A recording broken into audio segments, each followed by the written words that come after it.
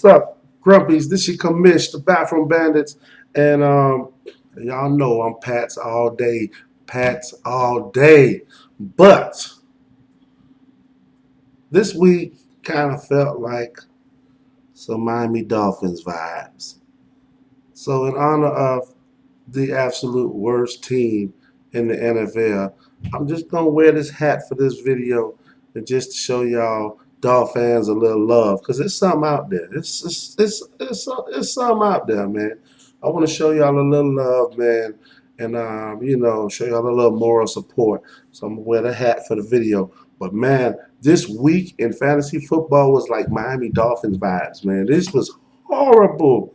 I mean, this was probably one of the worst statistical weeks overall I've seen in a long time. I mean, stars just all of them just flunking out, man. They were just some getting zeros, twos, fours, sixes. I haven't seen a week this bad from a collective group of players in a long time. Anyways, check this out, man. First matchup, Gangrene versus Bathroom Bandits. Gangrene, listen, sorry I had to do it to you. A 40-point blowout. But hey, man, you said your team is good. You like it the way it is. Cool. You like your tight end. He got you zero. Singletary got you 2 points. Tried to give you a nice trade for him, man, but you didn't want it. All right. Anyways, for your team, you had Amari Cooper with 17, and that was the highest score on your whole team. You also got zero from your tight end. Your two running backs combined for 6 points.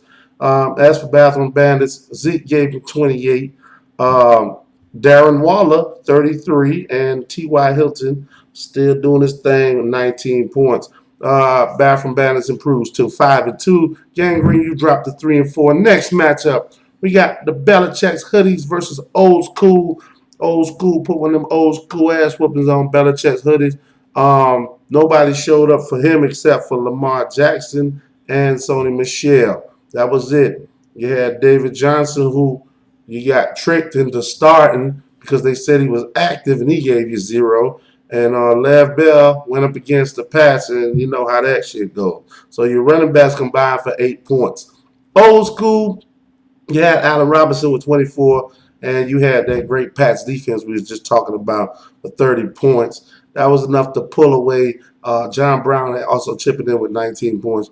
That was enough to pull away with this W. You improved to 5-2. Belichick's hoodies. You dropped the 5-2. Next matchup, we got the. Oh, man. This is horrible. This is horrible. The Floridians with the all-time low. Man, the only time I see, let me tell you something. I ain't gonna try. Look, Brandon, you my dog. But the only time I seen a score this low was when somebody didn't set their lineup when they quit playing. When they had dudes on bye and injuries in the starting lineup. Matter of fact, you did have a dude on bye in your starting lineup. You had Nick Chubb in there. But man, look, I see your highest score was 18. That's the Giants defense. Then you had one dude with 10, and everybody else was 9, 0, 2, 2, 1, 0, 0. This was the worst score I ever seen in fantasy football, man. 47 points. Kingpin, no need to even go over your highlights. I mean, Kirk Cousins gave you 42. Hopkins gave you 27. Matter of fact, you could have started Kirk Cousins and Todd Gurley, and that would have been enough to beat this dude's whole team. They scored 54 points. So, anyways, Kingpin, you improved to 4-3. Floridians, you dropped to 2-5. Next matchup, we got the Sutang Clan versus Paradise Raiders. And Sutang Clan is Jen. I don't know what's going on with you. Do you even like fantasy football anymore? I don't know. Seems like there is a complete lack of effort here with setting your lineup. You got Sterling Shepard in there. This dude been in concussion protocol for 3 weeks. Patrick Mahomes got hurt. That screwed you over big time. And Devonta Freeman got ejected in the first half. So you lost by 30 points. But this could have easily been a victory, even with Sterling Shepard.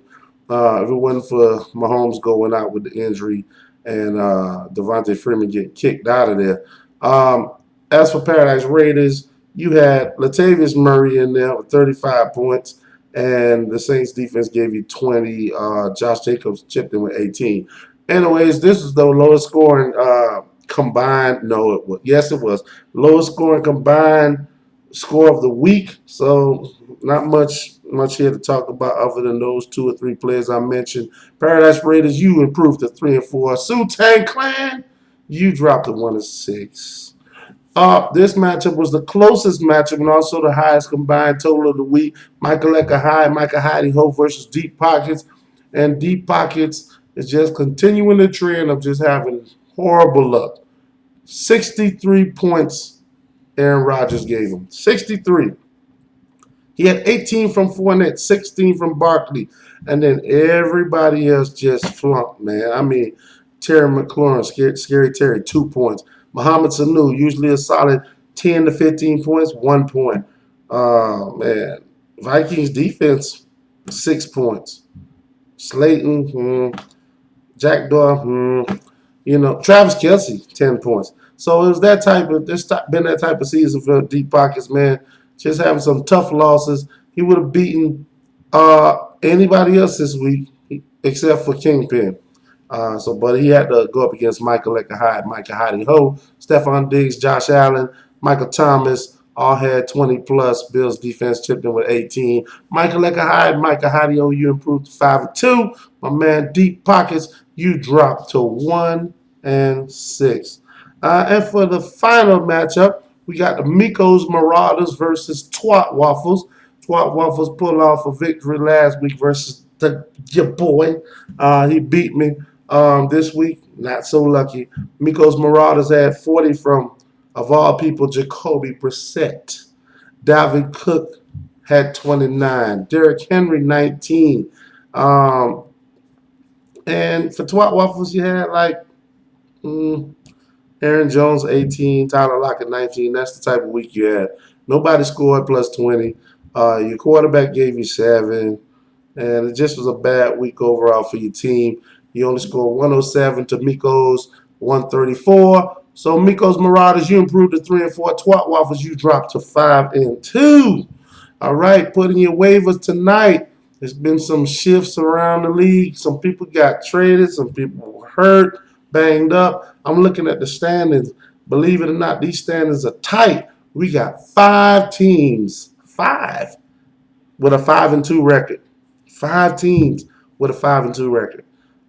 So that means it's a lot of nail biting going on probably in week 13 because we don't know who's gonna make the playoffs and who's not probably until that final week.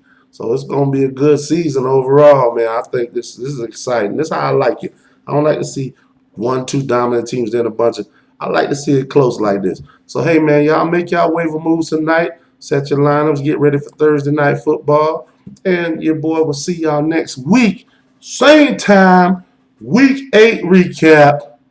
Bathroom Bandits out.